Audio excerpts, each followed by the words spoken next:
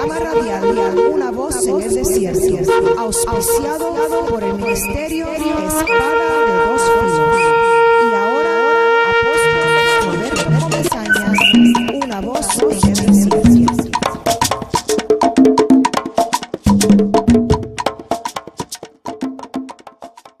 Unos 3 o 4 capítulos anteriores, no te dice quién es, pero te dice que no es un ángel. El personaje saca al profeta del templo y lo saca específicamente por un camino y lo lleva a un río. Y cuando está en el río lo mete hasta los tobillos. Él está en los tobillos y me imagino, ¿cuántos que ustedes van a la playa? ¿Qué hay playa en Ecuador? ¿No es pecado ir a la playa? Pecado es no ir a la playa si hace calor. ¿Qué sucede cuando usted va a la playa? ¿Qué es lo primero que usted hace? Se mete hasta los tobillos a ver si qué fría está el agua. Y eso determina si se mete de todo o no. Entonces, este personaje saca a Ezequiel y lo mete hasta los tobillos. ¿Hasta dónde lo metió? Pero después le dice, mide 1000 codos. Y le da una medida. O sea, que hay un periodo de tiempo. Hay un esfuerzo, hay una ofrenda, hay algo que determina que tú te gradúes al próximo nivel. Y el próximo nivel es las rodillas. Ahí está, no sabemos cuánto tiempo. Y le dice, mide 1000 codos más. Y el próximo nivel es los lomos. Entonces le dice, mide 1000 codos más. Y Ezequiel se da cuenta que el problema con medir 1000 codos más es que cuando él se meta 1000 codos más, él no va a tocar fondo y va a tener que nadar.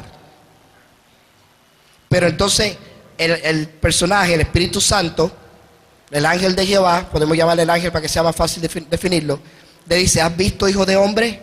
Y entonces el ángel lo saca del río y lo pone a la ribera. Ahora Ezequiel está de nuevo en tierra seca. Si seguimos leyendo al próximo capítulo, lo lleva de nuevo al templo, donde en el templo Ezequiel empieza a poner la casa de Dios en orden, porque el templo estaba en desorden.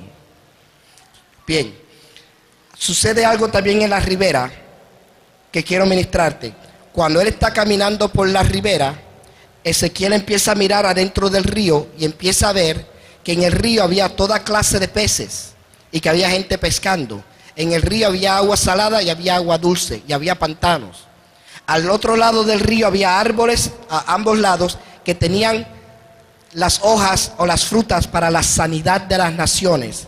O sea que toda la bendición que Dios tiene para nosotros o tenía para su pueblo estaba en el río. Pero Ezequiel no la vio cuando estaba a los tobillos, no la vio cuando estaba a las rodillas, no la vio a los lomos, no la vio cuando estaba nadando. Solamente la vio cuando lo treparon en la ribera. Y de la ribera, y me imagino que era una ribera alta porque él podía mirar abajo el río, y me imagino que era una ribera alta porque el ángel tuvo que subirlo, y desde allá arriba él miraba lo que había en el río y miraba los árboles que tenían la sanidad de las naciones. ¿Todo el mundo me está siguiendo? Ok. Yo te quiero ministrar que cuando yo comencé en lo apostólico, yo llevo 5 años activado como apóstol. Antes de eso estuve fluyendo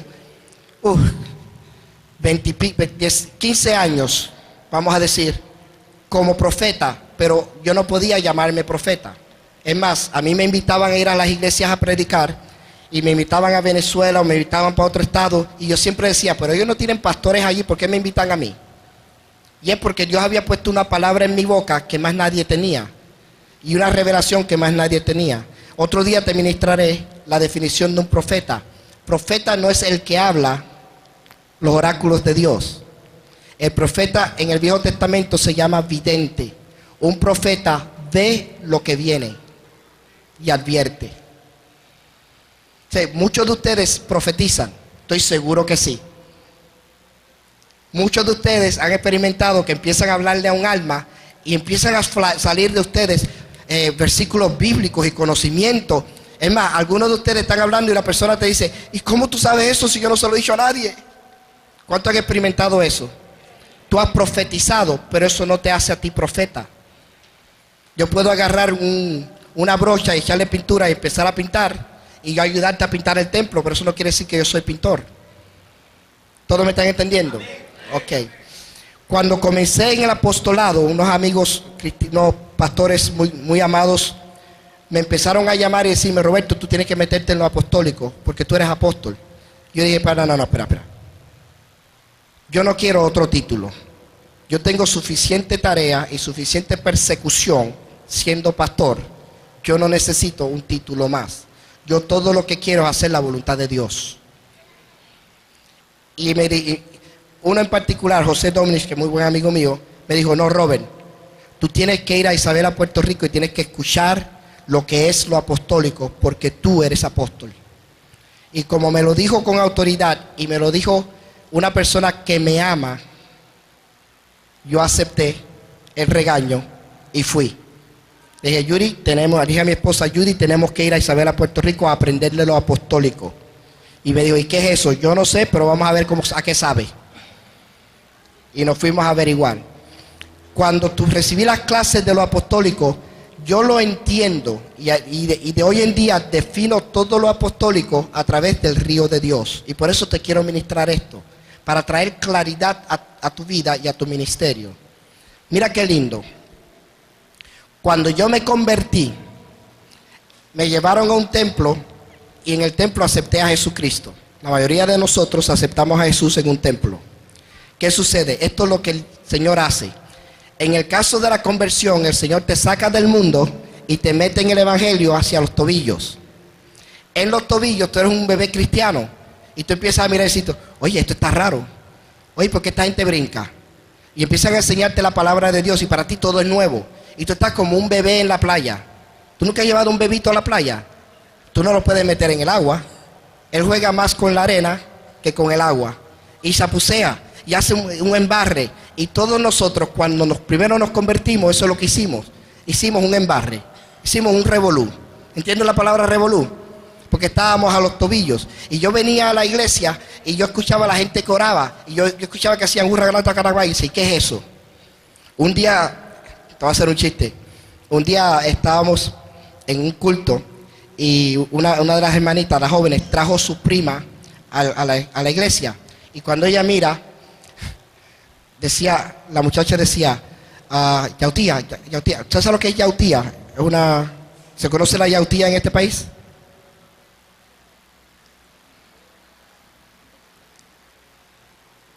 Bueno, vamos a cambiar la yautía a algo que usted conoce. Decía, aguacate. Y la muchacha le mira y dice, oye, ¿qué tú haces? Bueno, aquí ella dice calabaza, yo digo aguacate.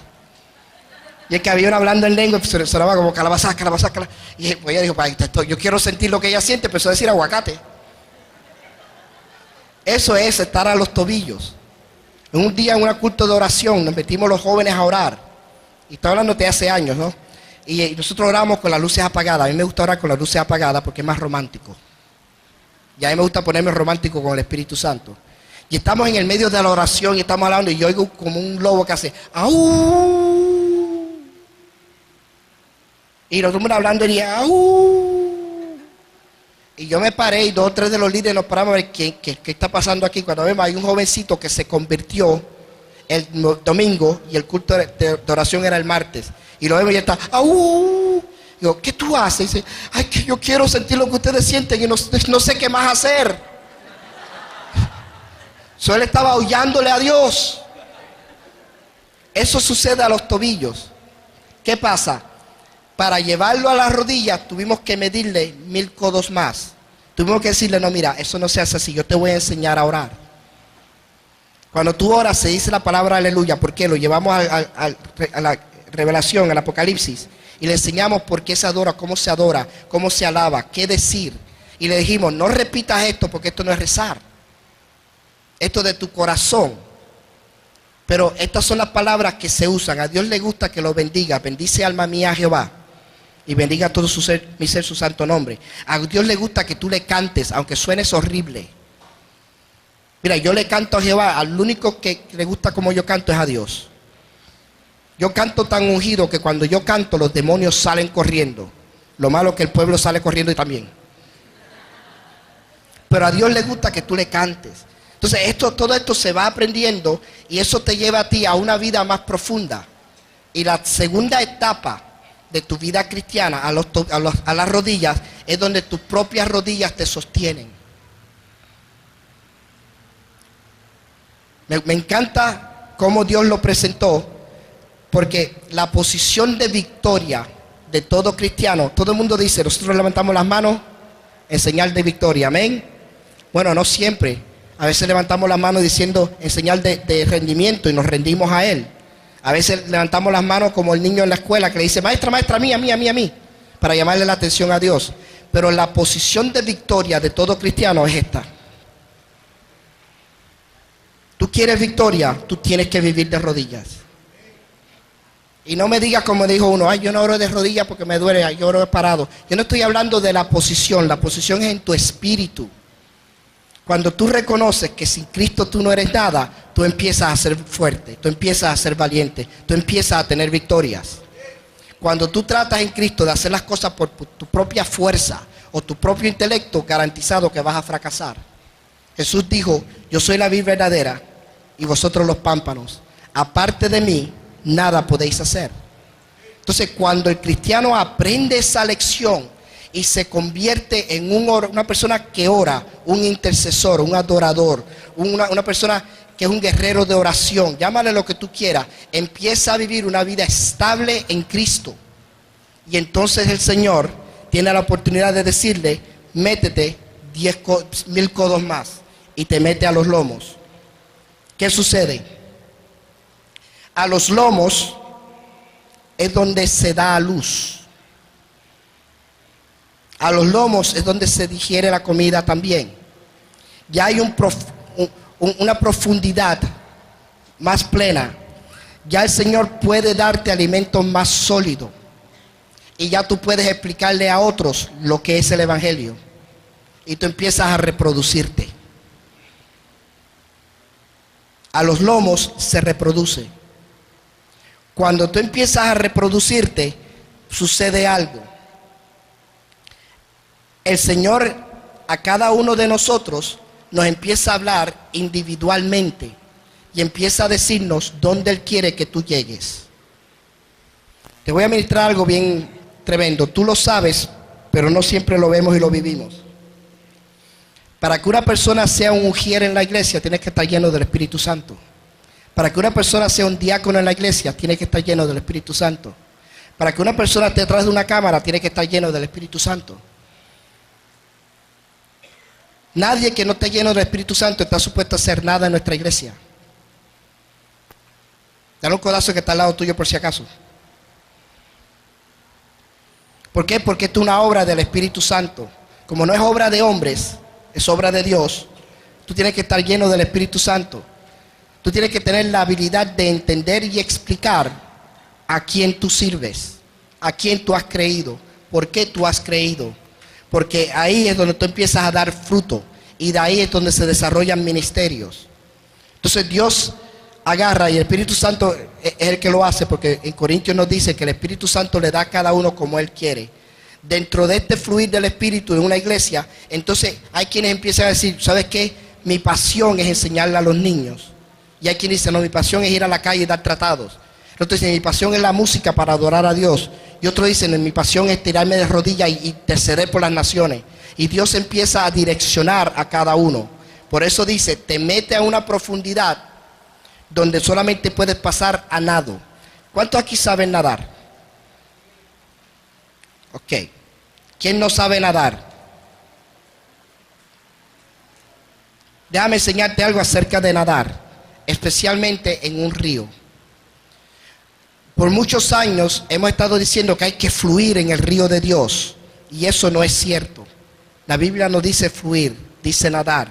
Y uno de los problemas que ha tenido la iglesia es que todo el mundo viene a fluir. Si yo me meto en un río y me pongo a fluir en el río, ¿sabes lo que pasa? La corriente me lleva. Y yo voy a parar donde para el río, quizás en una catarata. Y adiós, Roberto. Pero la Biblia dice que el río había que pasarlo a nado. Si yo fuera ahora a ir a nadar un río, si Dios me dice, Roberto, tú tienes que nadar tal río, yo tengo que ir y mirar el río, ver qué tan ancho es y qué tan fuerte es la corriente. y planear una estrategia. Quizás tengo que decir, Señor, yo lo voy a nadar, pero dame 6 meses para ponerme en forma, porque todavía estoy un poquito gordito y estoy un poquito cansado. Déjame hacer unos ejercicios y tomar unas vitaminas. O tengo que decir, Señor, yo voy a nadarlo, vamos a esperar que el río baje un poco porque la corriente está demasiado fuerte. O tengo que hacer lo siguiente, tengo que medir la corriente y decir, bueno, si yo quiero llegar, si el Señor me dice, nada de aquí a allá, y es un río y está fluyendo, yo tengo que decir, espérate, si yo nado de aquí a allá, voy a parar allá. Tengo que subir hasta acá y entonces nadar para que la corriente me ayude a llegar. ¿Todo el mundo me está entendiendo? En Cristo esto es verdad. Tú en Cristo nunca vas a tener un ministerio que valga la pena si tú no planificas, no te direccionas, si no sabes, si no identificas cómo llegar a tu meta. Esto es bien obvio, pero aparentemente la iglesia solamente lo descubrió hace unos pocos años. Esto se llama excelencia. Si tú tienes la aspiración de ser un levita para el Señor en la música, mete a estudiar música. Aprende a leer música. Practica tu instrumento. Dale excelencia a tu ministerio. Porque si tú estás diciendo, yo quiero cantar con los hermanos, pues mira, tú puedes quizás empezar a cantar aquí medio desafinado y por los primeros 3 meses estamos contentos que tú cantas. Pero el día que llegue alguien que lo haga con más excelencia que tú, el Espíritu Santo te saca a ti y lo pone a él. ¿Por qué? Porque el que más se ha esforzado, el que ha sido fiel en lo poco, sobre mucho lo pondrán. El que no ha apreciado lo que le han dado, se le quita. Y ahí es donde te digo que hay muchos que se metieron en el río a fluir y terminaron por ahí abajo. Y a veces yo los oigo en las iglesias que dicen, yo cantaba en el coro de la iglesia. ¿Y por qué ya no lo hace? Yo no sé. Y fue que tú no nadaste, tú no te preparaste, no le diste excelencia al Señor. ¿Todo el mundo me está entendiendo? El próximo paso es el siguiente. Entonces el Señor te saca del río y te pone en la ribera. Y en la ribera tú empiezas a mirar al río y ves todos los hermanitos que vienen atrás de ti en el río. Ves a aquellos que están allá en la orilla hasta los tobillos. Ves a aquellos que están en las rodillas. Ves a los que están empezando a nadar. Ves a los que están empezando a parir. Y entonces el Señor pone una carga sobre ti. ¿En qué ministerio tú vas a ayudar? Porque todas las necesidades que tiene la iglesia están en el río. Pero tú no lo sabes si están metidos en el río. Tú solamente lo sabes cuando sales del río. Y entonces dice la palabra que el ángel agarra a Ezequiel y lo lleva de nuevo al templo. Y en esta prédica, que a la vez que tú vuelves a entrar al templo, el ángel te vuelve a sacar del templo. Déjame planchártelo un poquito. Río de Dios. ¿Cuántos niveles hay del río de Dios? 5. ¿Cuáles son?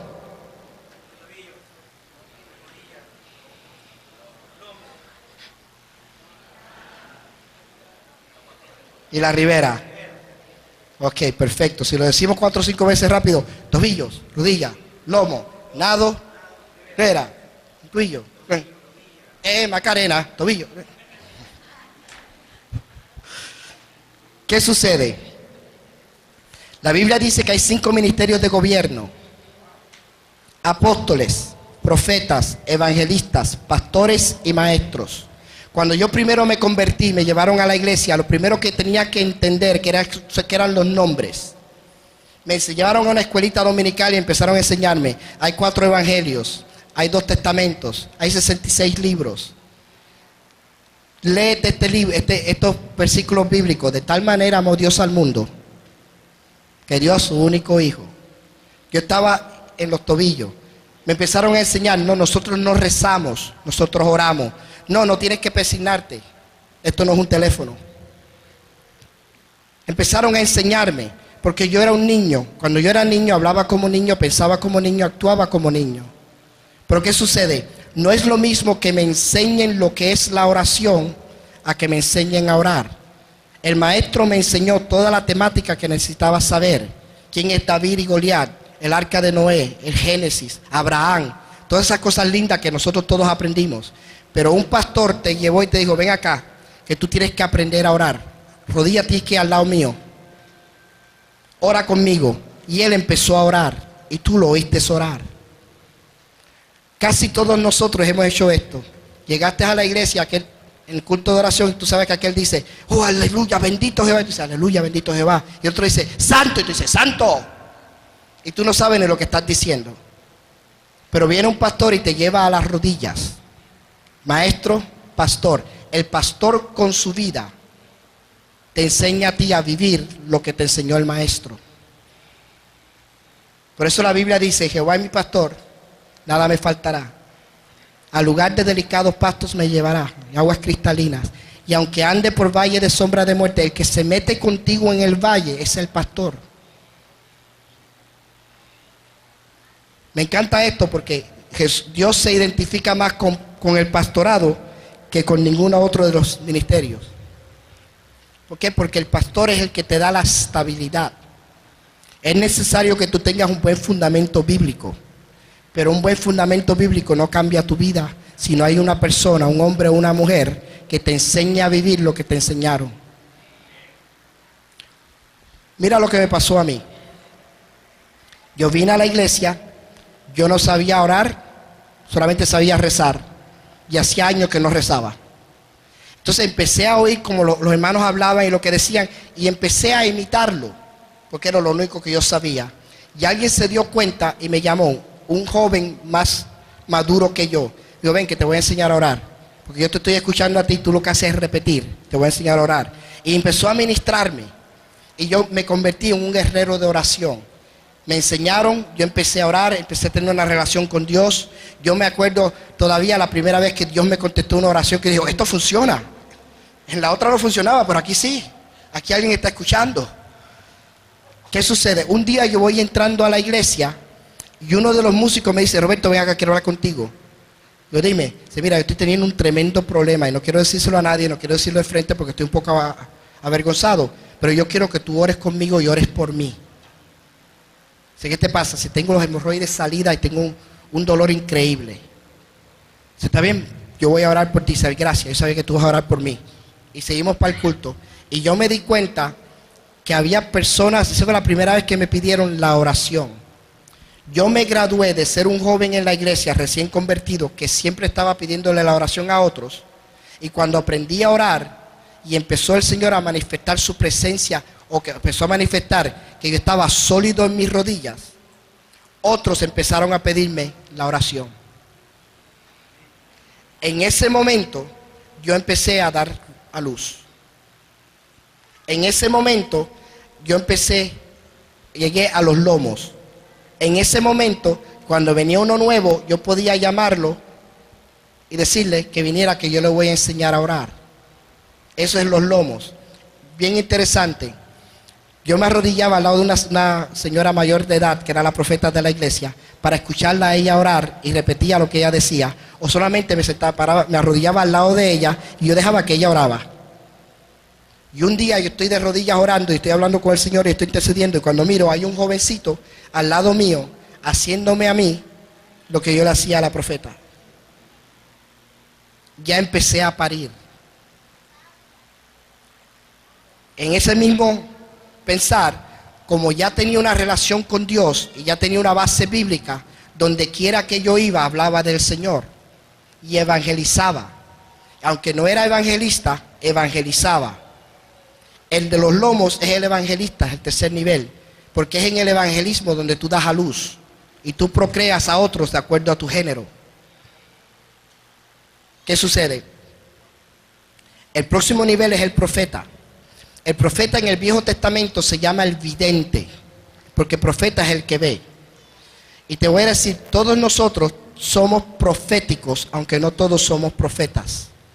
¿Por qué? ¿A cuánto aquí Dios le habla? ¿Hay alguien aquí a quien Dios no le habla? Yo quiero orar por ti para que Dios te hable. No tengas vergüenza. Bien, bendito sea el Señor. Una dama, ponte de pie un momentito, mi amor. Vamos a orar por ti ya mismo, ahora mismo. Ya. Ponte de pie. La dama Dios no te habla, yo quiero orar por ti. Cierra los ojos. Padre, en el nombre de Jesús, Señor, yo te pido que tú abras sus oídos para oír tu voz.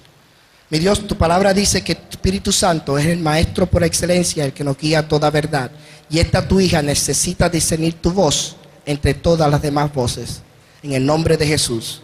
Amén. Gracias, mi amor. Te puedes sentar, tu vida va a cambiar. ¿Qué sucede? Cuando tú empiezas entonces a reproducirte y empiezas a hablarle a las almas del Señor, tú te das cuenta que el Señor empieza a usarte en ciertas áreas más que en otras. Cuando yo comencé como intercesor, mi pasión era ganar almas y sanar enfermos. Eso es lo que yo quería hacer.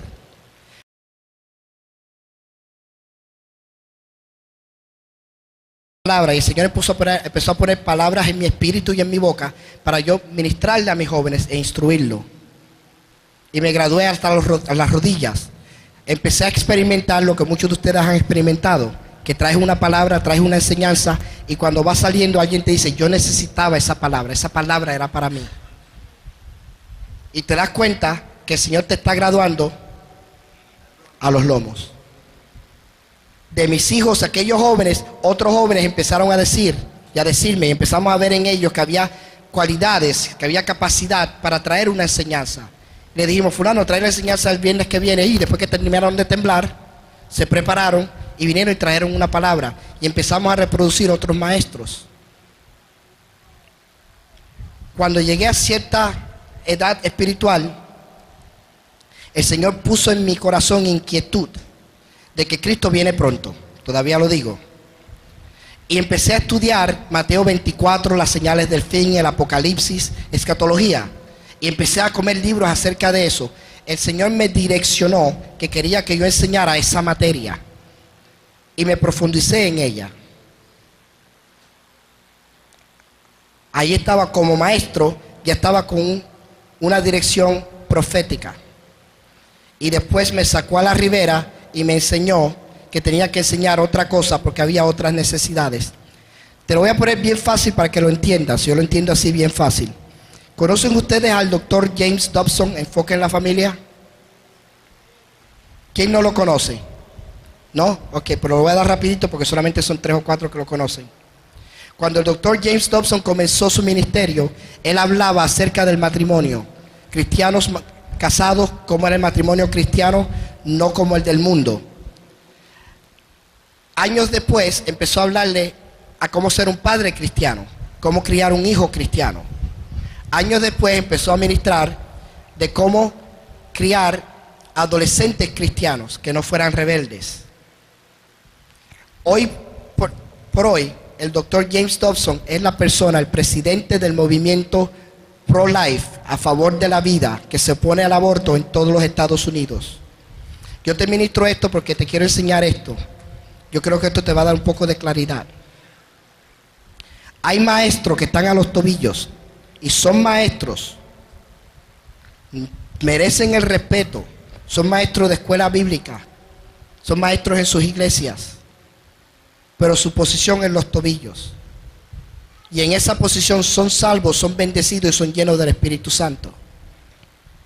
Hay pastores que están a los tobillos. Si tú eres líder de jóvenes, tú eres pastor de jóvenes. Si tú eres el cargo del programa de la danza, tú eres el pastor o la pastora de las danzas. Hay maestros, hay pastores, hay evangelistas que están a los tobillos. Yo soy un evangelista a los tobillos. Mi evangelismo casi siempre es 1 a 1, con alguien que me encuentro en la bodega, en el banco, en el supermercado. Porque cuando yo uso el púlpito, yo no evangelizo, yo enseño. En el evangelismo, yo estoy a los tobillos. Yo no puedo venir a enseñarte a ti acerca de evangelismo. Me han invitado a ir a predicar campañas evangelísticas. Le digo, no, yo no puedo ir. ¿Por qué? Porque ese no es mi fluir. Invita a un evangelista. Ah, pero tú tienes buena palabra. Mi palabra es para los salvos, para los redimidos. Invita a un evangelista. En evangelismo yo estoy a los tobillos, no he salido de ahí. ¿Me están entendiendo? Entonces te vas a encontrar que hay pastores que están a las rodillas. Y estos pastores a las rodillas son firmes, son fuertes, tienen una iglesia, tienen a la iglesia, la gente en la iglesia bendecida, están allí luchando por la buena batalla de la fe, pero no crecen. La iglesia no le crece. Hay algunos pastores que están a los lomos y están predicando, enseñando, manteniendo la iglesia, luchando, peleando la buena batalla de la fe, y la gente de la iglesia sigue creciendo. Porque son pastores a nivel de lomo. Cuando la iglesia empieza a crecer, y no sé quién usar de ejemplo, pero la iglesia empieza a crecer, ese pastor se hace poderoso en su ciudad. Llama la atención de todo el mundo. ¿Por qué? Los políticos se dan cuenta que hay una iglesia poderosa, que si yo trato bien a la iglesia, ellos votan por mí. Y los gobiernos de la tierra empiezan a darle pleitesía y respeto a la iglesia. Eso es justo y necesario, dicho sea de paso. Los comerciantes se empiezan a dar cuenta que es bueno que esa iglesia esté ahí. En esa iglesia hay 100 miembros, 200 miembros, 300, 1000. Y cada vez que salen de los cultos tienen hambre. Y la iglesia trae beneficio a mi gobierno, a mi negocio, a mi empresa. Cada vez que salen del culto, vienen a comer aquí los taquitos después del culto. Cuando una iglesia a los lomos empieza a obtener ese prestigio, esa reputación, esa fama en su iglesia, donde todos saben que ahí hay una iglesia que está haciendo algo bien. ¿Por qué? Porque sigue creciendo. Entonces el Señor empieza a revelar que tiene un propósito más definido para esa iglesia. Yo quiero que tú sepas que no todas las iglesias tienen el mismo propósito. Hay iglesias que su propósito es enseñar, otras es pastorear, otras es evangelizar, otras es profetizar y otras es conquistar. Maestros, pastores, evangelistas, profetas, apóstoles. Entonces Dios le empieza a direccionar a la iglesia a donde quiere que vaya, y la iglesia empieza a moverse en esa dirección. Te quiero ministrar esto porque esta iglesia va a experimentar unos cambios grandes ya pronto.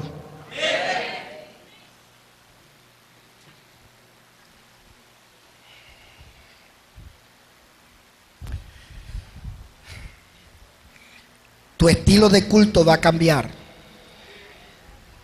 Es muy posible que tu localidad cambie, que el Señor te mude de este lugar. ¿Ya compraron usted sitio? ¿Está en eso? Bendito sea el Señor. Yo creo, varón, sinceramente, que tu lugar debe ser un lugar más prominente en la ciudad.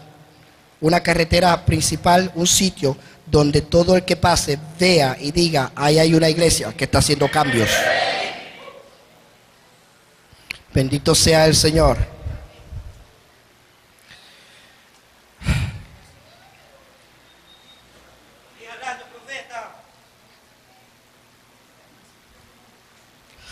Bendito sea el Señor. Si lo que pasa es que perdí el hilo de donde estaba en la enseñanza. Dios direcciona a la iglesia. Oh, sí. Ok, ahora ya agarré. Toda iglesia tiene una personalidad diferente. Hay iglesias que están llamadas a estar en los barrios más malos, porque el mensaje de ellos, la unción de ellos, el mover de ellos es sacar drogadictos de la droga, sacar prostitutas de la calle, esos muchachos que andan por ahí abandonados porque los padres no les importa dónde andan y tienen esa unción. Yo quiero ministrarte algo. Todos los miembros de esta iglesia, de todo el que está al alcance de mi voz.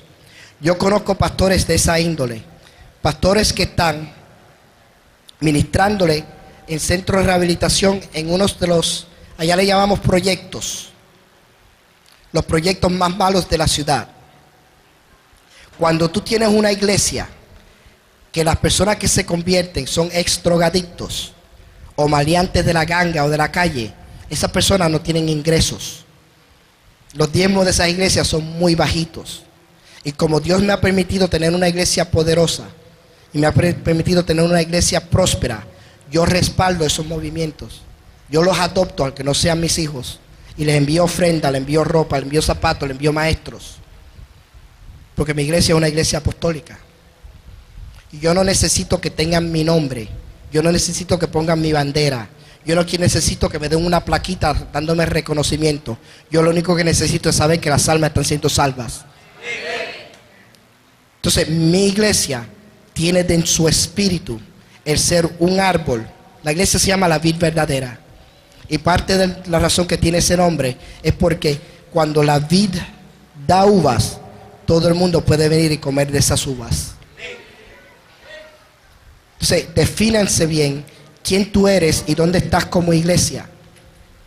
Tengo una filosofía de administración donde cuando yo veo que un hermano, una hermana, un siervo de Dios está haciendo algo y lo está haciendo bien, me uno a ellos y les respaldo.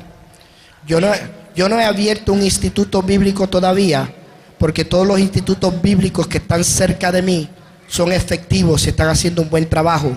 Y el Señor no me llamó a competir con otros ministerios y poner otro instituto bíblico. Yo envío a mis personas que quieren prepararse, los envío a los institutos bíblicos que yo sé que están haciendo el trabajo. Nosotros tenemos que cambiar nuestra mentalidad y entender que somos un pueblo, varias tribus. Israel era 12 tribus y se respaldaban los unos a los otros. Bendito sea el Señor. Cuando tú empiezas a moverte de esa manera y le eres fiel en lo poco, entonces el Señor te saca y te pone a la ribera. Un día el Señor me sacó a la ribera y lo hizo en el apostolado y empezó a ministrarme y a decirme: la palabra que he puesto en tu boca te van a llamar de otras naciones para que se la lleves a ellos. Y empecé a mirar la necesidad que había en otras naciones. Bendito sea el Señor. La necesidad que había en otras naciones. Y el Señor me direccionó y me cambió mi visión. Yo hoy día fluyo como apóstol más que como profeta. Pero cuando las naciones empezaron a invitarme, me empezaron a invitar porque Dios puso en mi boca una palabra acerca de la prosperidad. Yo quiero ministrarte esto de mi punto de vista. Como apóstol, no sabiendo yo que era apóstol, yo me identificaba como pastor. Si me hubiera identificado como apóstol, hubiera avanzado más. Pero como apóstol, empecé a ver y decir: ¿tú sabes qué? Nosotros los cristianos tenemos un problema grave. Y el problema es este: no hemos ganado el mundo para Cristo. Mi Biblia dice que este evangelio del reino ha de ser predicado a toda criatura y entonces vendrá el fin. Y es nuestra responsabilidad ir por todo el mundo y predicar este evangelio a toda criatura.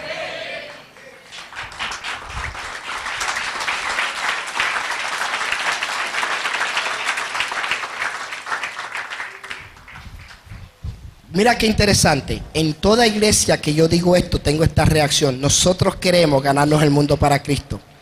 Pero ¿por qué no lo hemos hecho en 2000 años?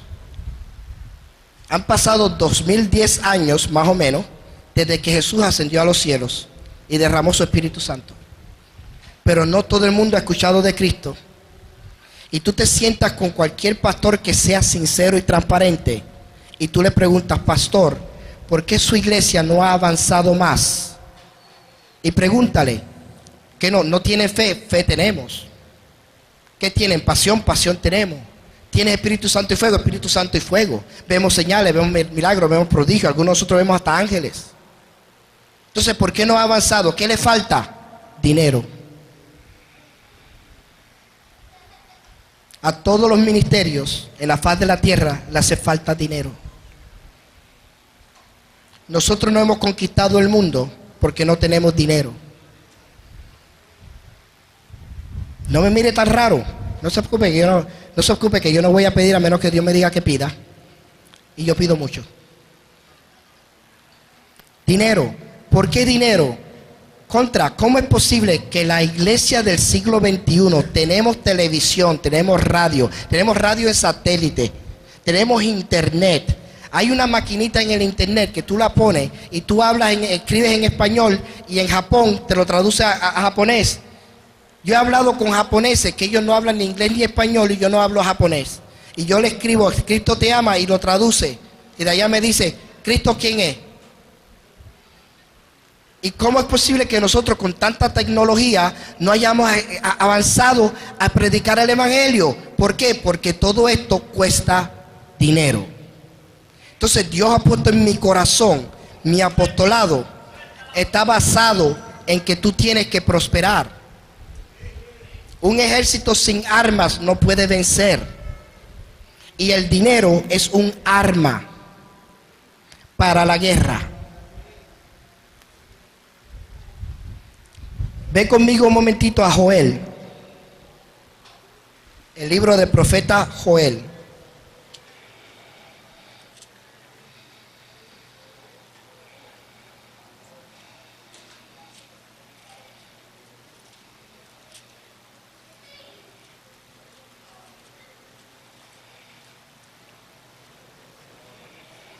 Bendito tu nombre, Señor. Se me perdió Joel.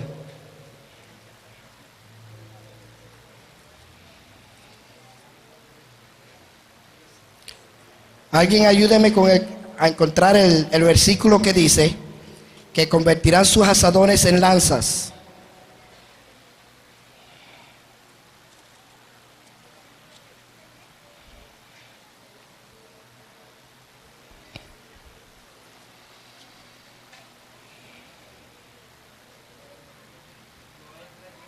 ¿3:10? Gracias, siervo.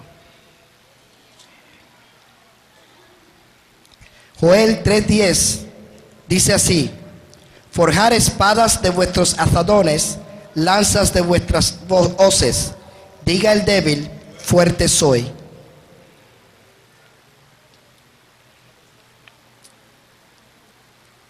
Si encuentras a Ezequiel, dale para atrás y encuentras a Joel. ¿Sabes? Yo me sospecho que estos profetas menores eran bien traviesos, porque cada vez que tú buscas se esconden. Todos lo tienen, ¿quién no lo tiene? Te esperamos si no lo tienes.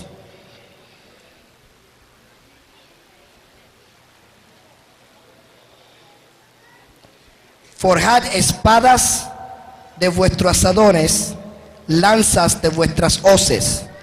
Diga el débil, fuerte soy. Este versículo se hizo popular. Estaba como uno de los del hit parade de los cristianos por mucho tiempo. Diga el débil. Diga el débil. Diga el débil. Y nadie sabía de qué estaban hablando. Esto es lo que dice este versículo. Y ahora estoy entrando a mi posición en el río de Dios. ¿Y por qué mi apostolado me lleva a las naciones? Dice: tú tienes una hoz, conviértela en una espada. Tú tienes un asadón, conviértelo en una lanza. Y está hablando de que tu siembra está supuesto a ser un instrumento de guerra. Tu siembra está supuesto a ser un instrumento de guerra. Si el pueblo de Dios entendiera que el evangelio lo mueve el dinero, el pueblo de Dios fuera prosperado. El día que tú entiendas que el diablo le tiene miedo a dos tipos de cristianos: al cristiano que ora y adora, y al cristiano que siembra y cosecha. ¿Por qué? Porque si nosotros tuviéramos el dinero, mira lo que hubiera pasado. Yo no sé si ustedes conocen esta doctrina que voy a hablar, pero hace muchos años, antes de que yo me convirtiera, el pentecostalismo alcanzó a Latinoamérica. Hombres y mujeres llenos del poder de Dios y del Espíritu Santo, pero no con revelación apostólica. Y vieron el televisor y dijeron: ese televisor hace daño, ese es el cajón del diablo. Quemen los televisores. Y los tiraban a la calle y los quemaban, porque el televisor era el cajón del diablo. Dijeron, las universidades hacen daño, pervierten a nuestros hijos con enseñanzas mundanas y de toda manera Cristo viene pronto. Y sacaron a los hijos cristianos de la universidad y las universidades se llenaron de comunistas, ateos y homosexuales. Y a consecuencia nosotros nos quedamos sin poder. Pero ¿qué hubiera sucedido si cuando la televisión salió por primera vez, la iglesia cristiana, nosotros, hubiéramos tenido visión y dinero y hubiéramos dicho, yo voy a comprar el canal 7 y el canal 7 va a ser un canal cristiano? Y el profeta Roger dice, pues tú vas a comprar el 7 y yo voy a comprar el 5. Y el profeta Eber dice, si para comenzar ya tiene el 7 y tú tienes el 5, yo compro el 3. ¿Qué sucedería hoy por hoy? Que cada vez que tú prendieras la televisión tenías un programa cristiano. Muñequitos cristianos para los niños, novelas cristianas para las mujeres y deportes cristianos para los varones.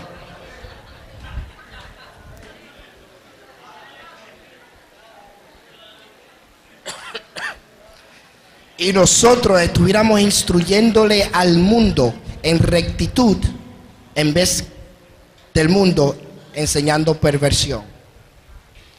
¿Por qué no lo pudimos hacer? Porque no teníamos ni la visión ni el dinero. Hoy tenemos la visión. Hoy Dios nos ha dado un mover apostólico, nos ha dado hombres y mujeres que tienen estrategia, que entienden. Yo defino lo apostólico con una palabra: conquista. A mí Dios me llamó a conquistar. ¿Conquistar qué? Todo. Que los reinos de la tierra vengan a ser del que está sentado en el trono y de su Cristo. Tomar toda la posesión que yo pueda. Yo estoy anhelando poder levantar uno de nuestros hijos, uno de estos jóvenes, que Dios ponga en ellos el deseo de ser el gobernante de esta nación. Porque cada vez que elegimos, una pregunta, ¿Ecuador es un país democrático? ¿Ustedes votan por su presidente? ¿Cuántos aquí están registrados a votar y votan? Si yo hago esta pregunta en mi iglesia y usted no levanta la mano, yo lo llevo a la oficina, le pregunto por qué. Y si usted no cree en el voto, yo no lo quiero en mi iglesia. Yo me he confrontado espíritus de estupidez, porque no hay otro nombre. Dice, no, la política es del diablo. Es del diablo porque tú se la entregaste. Todos los hombres de Dios que tú lees, desde Génesis hasta el Apocalipsis, son gobernantes. Toda esa gente que tú lees son reyes y todos ellos tenían un profeta al lado de ellos.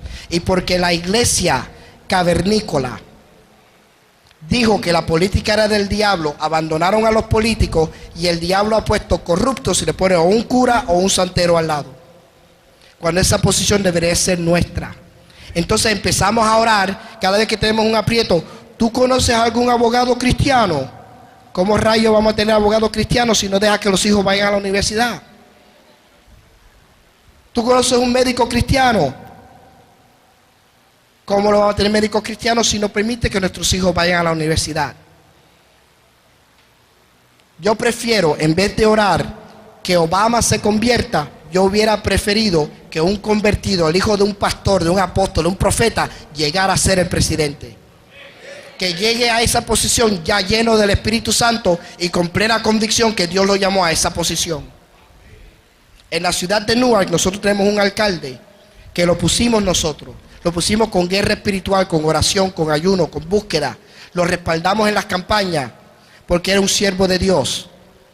Lo primero que él hizo después que fue elegido como alcalde de la ciudad de Newark, él convocó a todos los pastores de la iglesia de Newark a retirarse con él 24 horas de ayuno para interceder por la ciudad.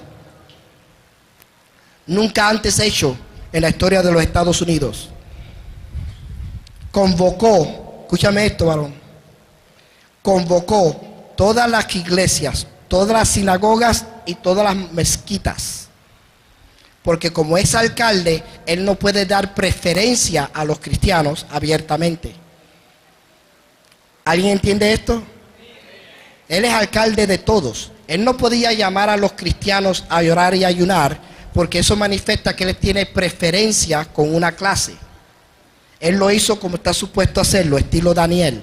Él llamó a todas las iglesias, incluyendo las católicas, testigos de Jehová, mormones, rusos ortodoxos, anglicanos, presbiterianos, episcopales, todo el mundo.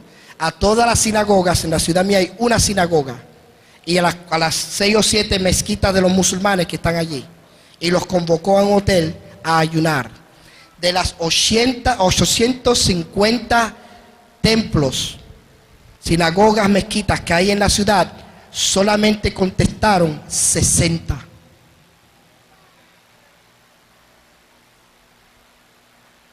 Escúchame bien, yo no me voy a desquitar contigo mi enojo, pero el alcalde, ¿entiendes la palabra alcalde? Aquí se llama alcalde también, ok, el intendente de la ciudad. El alcalde convoca a los pastores que vengan a ayunar conmigo para el beneficio de nuestra ciudad, y los pastores dijeron, no, nosotros no vamos a orar con curas y musulmanes. Y solamente nos aparecimos como 30 o 40 pastores cristianos, muchos de ellos afroamericanos, 3 musulmanes y un cura. Qué terrible, ¿verdad? Qué tristeza. ¿Quién es el presidente de esta nación? Correa. Qué lindo si Correa un día llamara y dijera, yo necesito una iglesia que venga acá conmigo y ayune y ore conmigo y ore por mí, para que Dios restaure el Ecuador, para que Dios levante el Ecuador. Vengan a orar y ayunar conmigo. Qué lindo sería, ¿verdad? ¿Qué pasaría si nadie va? ¿Qué tú crees que sucedería en el Ecuador si él llama a la iglesia y la iglesia no responde?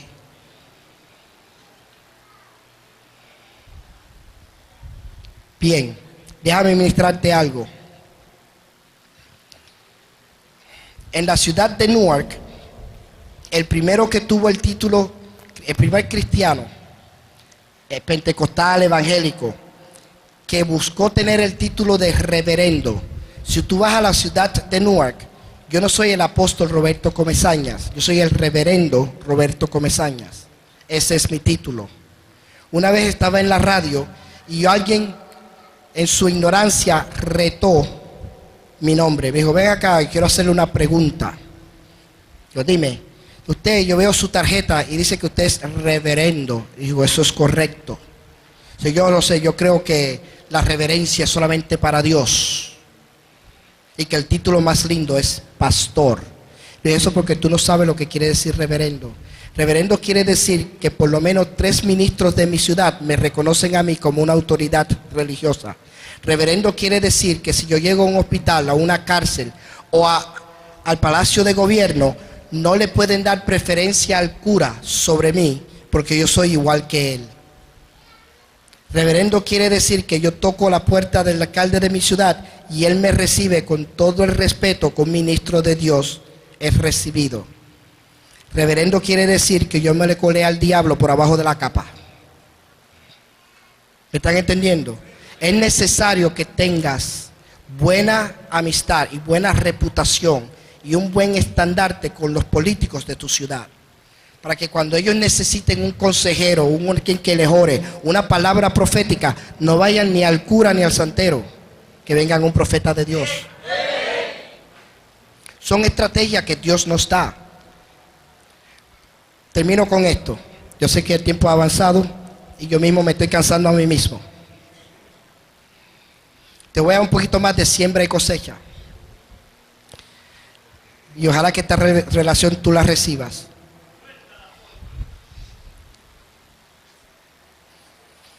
Fui a ministrar en Lima, Perú, con el apóstol Marcelino Salazar, pastor Marco Ginela, y me hicieron una invitación al evangelista Marcelino Salazar, porque él es un evangelista apostólico, así yo lo defino.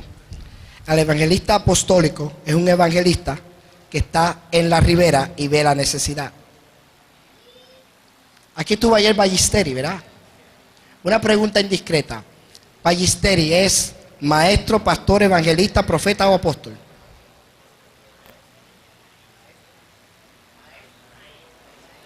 Maestro apostólico.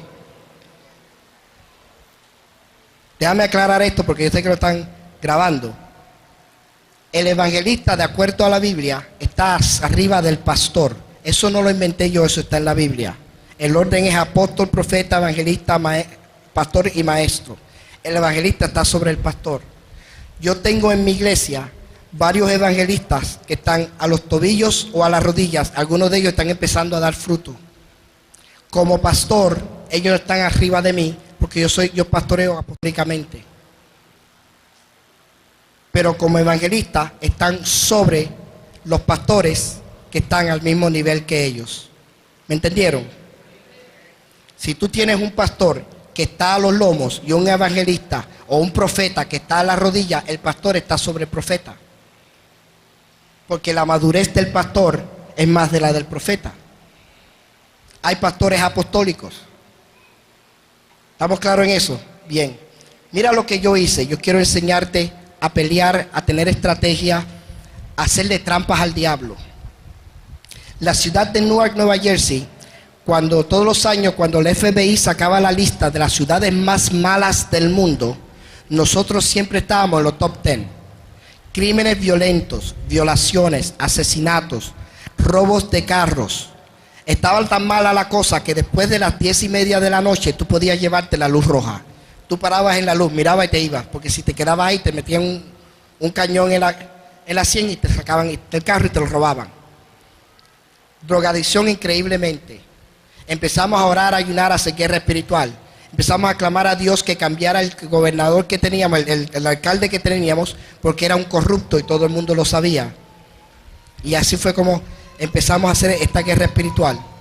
Yo estoy en Lima, Perú, e invitan a Marcelino Salazar a ir a predicar en África, en Tanzania.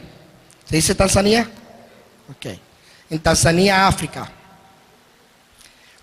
Marcelino Salazar me dice: varón, yo quiero que tú vayas de intérprete, porque él tenía que predicar en español, yo traducir al inglés y otra persona traducir a Swahili. Y así lo hicimos, fue tremendo tiempo. Él decía en español, yo decía en inglés, te decía tremendo éxito. Pero yo hice lo siguiente: yo llego a mi casa, acepto la invitación y yo digo, ¿tú sabes qué? Esto es una tremenda oportunidad para mí de hacerme dueño de mi ciudad. Mi ciudad es una de las 3 ciudades afroamericanas de Estados Unidos. La ciudad de Newark, Nueva Jersey, es mayormente ciudad de negros americanos. Todas las personas de tez negra tienen sus raíces en África. Mi ciudad es una ciudad de violencia porque estos son descendientes de personas que fueron secuestrados, maltratados, abusados, esclavizados, tratados peores que perros. Y dentro de su espíritu ha quedado rabia. Tú caminas por mi ciudad y tú ves el odio en los ojos de los afroamericanos. Lo veías, ya eso ha cambiado. Pero tú caminabas y tú no podías ni mirar a alguien en los ojos porque te decían, ¿qué tú miras? Ese estilo de vida era. La sierva vivió por allá, así que ya sabe lo que estoy hablando. Y yo dije, yo tengo la oportunidad de sembrar en las raíces africanas de mi ciudad. Y me arrodillé, hice un pacto con Dios y le dije, yo le voy a pagar el pasaje a estos 2 siervos de Dios que van para África, a Marcelino y a Marco Ginela. Y yo voy a ir a África a interpretar por Marcelino Salazar, pero lo estoy haciendo porque lo que yo quiero cosechar es la libertad de mi ciudad. Me costó miles de dólares pagarle el pasaje. Fuimos, predicamos, traduje. la gloria de Dios. Cuando regreso a mi ciudad, sucede lo siguiente. Mi hijo David me recoge, llego a la casa y me dice, oh, papi, se me olvidó decirte, hay un muchacho joven que está corriendo para alcalde, se llama Cory Booker, y hay un evento que van a tener aquí cerca en un restaurante, y ellos siempre comienzan el evento con una oración. ¿Está bien? Dice, el pastor de Cory es un anciano y está enfermito, y no tienen quien haga la oración, y yo te voluntariaré a ti. Y yo dije, ok, gracias por la advertencia. A los 3 días suena el teléfono, yo agarro el teléfono y me dice que usted es el reverendo Roberto Comesañas, y fíjate bien, si yo no llego a tener el título reverendo, ellos no me invitan. Porque yo tengo que ser un ministro reconocido por las autoridades políticas de mi ciudad. ¿Usted es el reverendo Roberto Comesañas? Sí soy. Mire, su hijo David nos dijo que usted estaba dispuesto a hacer la oración de comienzo en tal evento para el nuevo alcalde Cory Booker. Y yo, si mi hijo me comprometió, yo cumplo con lo que mi hijo dijo. Me dieron la fecha y fui. Perfecto. El día del evento, yo me estoy preparando, me metí a bañar y digo, Señor, yo solamente tengo que hacer una oración. Tiene que ser una oración bien discreta, no ofensiva, tener cuidado a quien yo le piso los callos, porque es un evento político. Algunos de ustedes lo entenderán dentro de un año. Y estoy bañando y le digo, si me dieran más de ese minuto para hacer una oración, ¿de qué yo hablaría? Y el Señor empezó a darme una palabra, que si me fueran a dar más de un minuto, la oportunidad de predicar, ¿qué yo le hablaría a todos estos políticos? Salí del baño, me vestí, fui al restaurante. Llego al restaurante y la señora que está corriendo la campaña política me recibe a la puerta y me dice, reverendo, ¿cómo está? Ya pronto comenzamos. Está bien, tranquilo, todo el mundo está allí, todos los comerciantes, todos los empresarios de la ciudad están ahí reunidos. Pasan unos 5 o 6 minutos y se me acerca. Hoy en día ella es la vicealcalde de la ciudad. Se me acerca y me dice, tenemos un problema, yo no sé si usted me puede ayudar. Yo estoy aquí para ayudarte. Dice, me llamaron que están detenidos en tráfico. Van a llegar tarde y tenemos que comenzar. ¿Usted cree que usted puede decir unas palabras?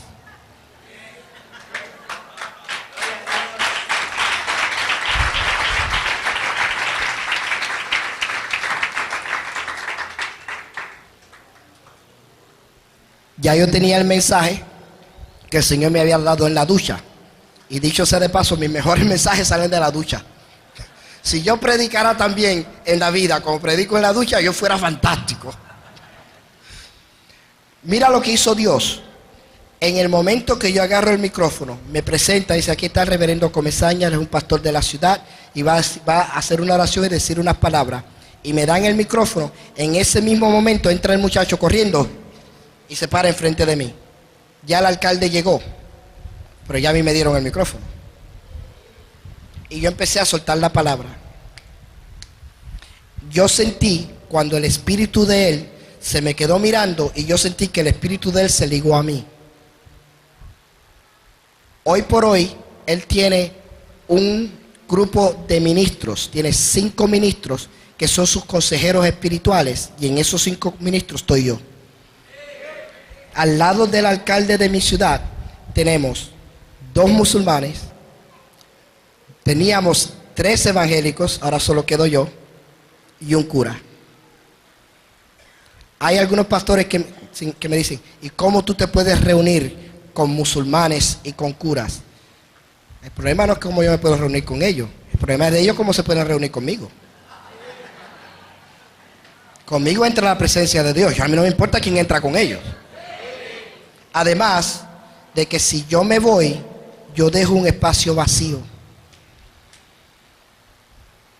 Y ese espacio nunca se quedará vacío, el diablo lo llenará con alguien. ¿Me están entendiendo? Bendito sea el Señor.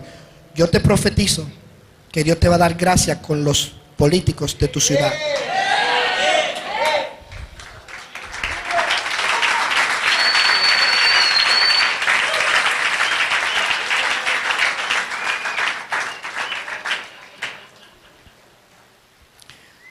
Hoy en día, un poquito, ¿cuánto tiempo tengo? ¿10 minutos más? Esa campaña él la perdió. Volvió a ganar 4 años después. Volvimos a correr y él ganó. Hoy es nuestro alcalde. Yo estoy consciente que lo que ataba las raíces afroamericanas, y este joven es afroamericano, de mi ciudad, yo lo rompí en África. Lo rompí con una ofrenda, una siembra de casi $15,000, que fue lo que nos costaron los pasajes. Durante ese tiempo estábamos buscando un lugar donde mudarnos. El templo se nos había hecho incómodo y Dios puso en mi corazón venderlo y comprar otro sitio. Estuvimos prácticamente 7 años buscando un templo. Un día mi esposa fue a arreglarse el pelo y está sentada con la secadora leyendo una revista, y ella dice que ve dos pies que caminan para allá y de pronto hacen, y le mira por el huequito y le dice: ¿tú eres la esposa de Comesañas? Y ella le dice: sí. Dice: ¿ya encontraron templo? Dice: no. Mira, el que llama al pastor Granados, que el pastor Granados está vendiendo el templo. Y se va, hablaron un poquito más y la mujer se va. Judy agarra el celular y me llama y me dice: Robert, pasó alguien por aquí, me miró, me habló, ella te conoce, me conoció a mí, y dice que Granados está vendiendo el templo. Yo llamo al pastor Granados: pastor, Dios le bendiga, habla el apóstol Roberto Comesañas. En mi ciudad, hasta hace poco, yo no era muy amado. Yo no sé por qué, porque tan buena gente que yo soy. Parte de la razón es que yo nunca he creído que la mujer es inferior al hombre. Yo nunca he creído que la mujer no se puede cortar el pelo o afectarse las piernas. Y yo lo predicaba por la radio. Yo llevo más tiempo predicando en la radio que pastoreando. Y a todos estos caciques de mi ciudad yo le caía mal. Y muchos pastores que estaban atados por la religiosidad se han zafado y se han ido por escuchar mi palabra. Y por esa razón los caciques no están agradados conmigo. El testimonio es mucho más grande, pero vamos a dejarlo ahí. Este varón se conocía como uno de los hombres más ortodoxos, más rajatablas, más legalistas de mi ciudad. Y yo sabía que él me tenía antipatía por lo que yo predicaba y practico. Cuando yo lo llamo y le digo: bueno, Dios le bendiga a pastor Granados, habla el apóstol Roberto Comesañas. Me dice: ¿Comesañas? Digo: sí, Comesañas. Dice: ¿y qué puedo hacer por ti? Digo: bueno, me enteré que usted está vendiendo el templo. Y el tipo se empieza a reír a carcajadas. Y estoy en el teléfono, estoy escuchando a este hombre a carcajadas. Y pasa medio minuto, pasa 1 minuto y este tipo se está burlando de mí. Y yo iba a colgar el teléfono cuando escucho que la esposa le dice: ¿pero qué te pasa? ¿Qué tanto te estás riendo? ¿Quién está en el teléfono? Me dice: Comesañas. Y yo oigo que ella le dice: ¿Comesañas? ¿El Comesañas? Dice: sí, el Comesañas. ¿Y qué quiere? Que alguien le dijo que estamos vendiendo el templo. Y ella se echa a reír a carcajadas. Y entonces yo digo: espérate, que esto es de Dios. Y esperé que se terminaran de reír. Cuando terminan de reírse me dice: mira, varón, yo no sé cómo tú sabes, excepto que esto es de Dios. Ayer tuvimos una reunión a puertas cerradas, la directiva de la iglesia, y decidimos que íbamos a vender el templo. Nadie sabe que estábamos vendiendo el templo. Y yo soy el primero que lo llamo.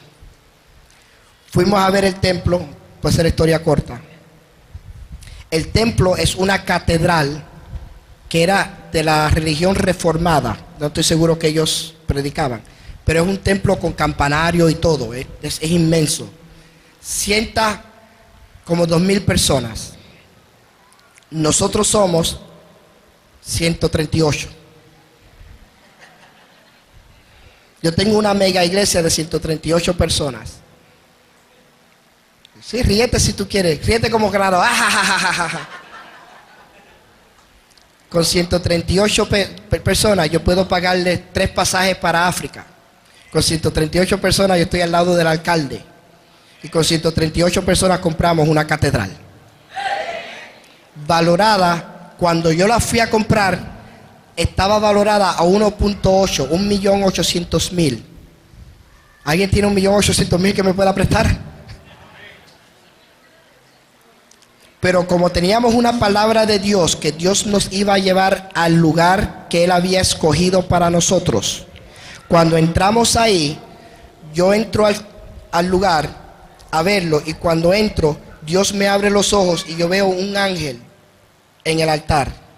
El altar tiene 3 pisos, y en el último piso yo veo un ángel de aquí para arriba, grandísimo, que está así. Y cuando yo entro, el ángel se despierta y me mira, y en sus ojos me dice: te estaba esperando. En ese momento yo dije: no importa el dinero que me pida, este es el lugar. Cuando voy a hablar con el varón, él me dice: mira, varón, yo te puedo hacer un cuento chino, pero no voy a dar vueltas. Este lugar es para ti, yo lo sé, y este lugar es para ti, tú lo sabes. Hazme la oferta que tú quieras, y lo que tú me des, yo lo acepto. Me dio 2 o 3 estipulaciones más de algo que él necesitaba. Yo compré el templo de 1.8 por menos de 1 millón. Ahí estamos. ¿Qué sucede? Compramos la catedral. Toda catedral está al cruzar un parque. El parque donde yo estoy se llama Lincoln Park, en honor a Abraham Lincoln. Como es una ciudad morena americana, de negros americanos, el presidente que ellos más elevan es el que les dio la libertad. Eso tiene sentido. Donde está la iglesia, tú caminas 2 cuadras y hay un edificio donde Abraham Lincoln hizo una de sus primeras discursos en contra de la esclavitud. Y ese sitio lo tienen ahí como un lugar histórico.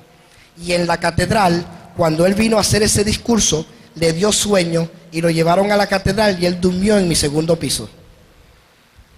Hay un rinconcito que ya mismo le voy a poner una camita y diga: Abraham Lincoln durmió aquí, una peseta por verlo. ¿Qué sucede? Compramos el lugar. A las 2 semanas, el alcalde de la ciudad, él no sabe que yo compré el lugar.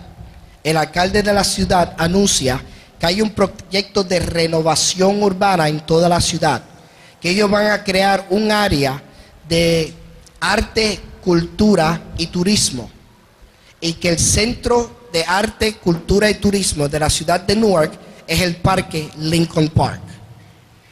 En ese momento la catedral subió a $5 millones.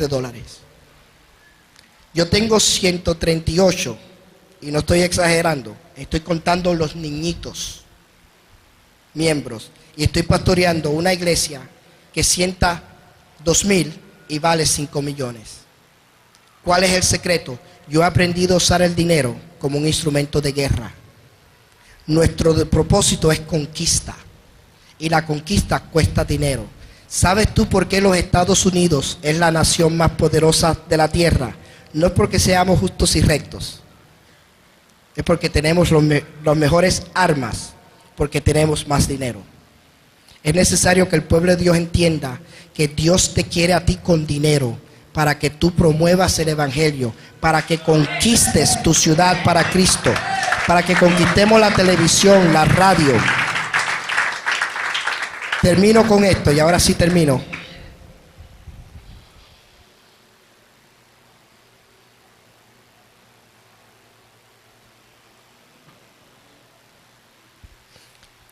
A mí nunca me han gustado las prendas.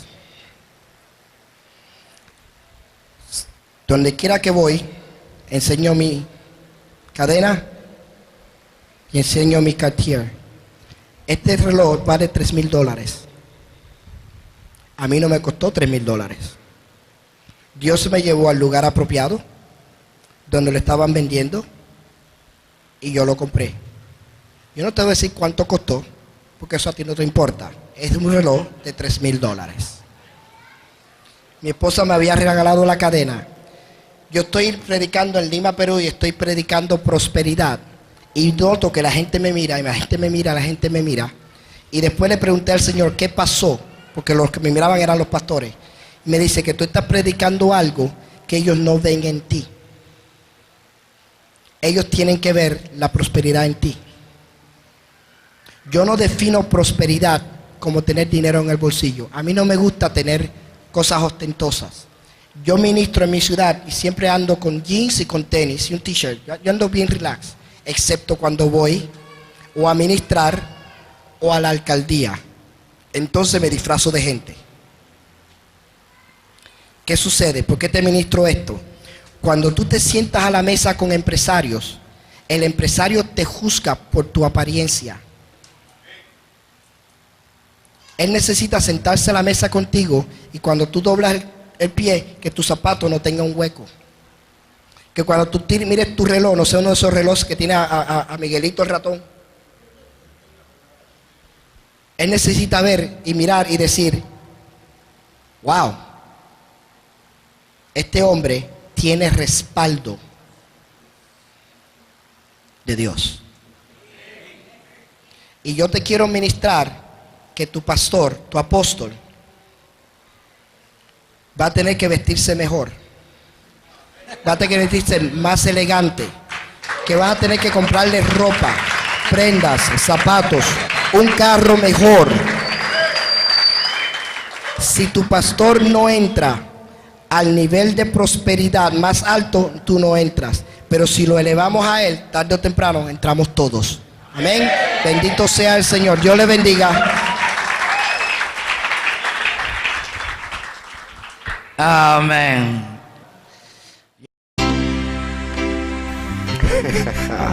Ebenecer. Hasta aquí nos ayudó Jehová. Qué bueno, qué lindo, qué gozo haber compartido contigo una palabra de vida. Si te quieres comunicar conmigo, puedes hacerlo llamando al 973-483-7837. Y ahora me despido, deseándote lo mejor que un ser humano le puede desear a su prójimo. Mi hermano, mi hermana, que Dios te bendiga.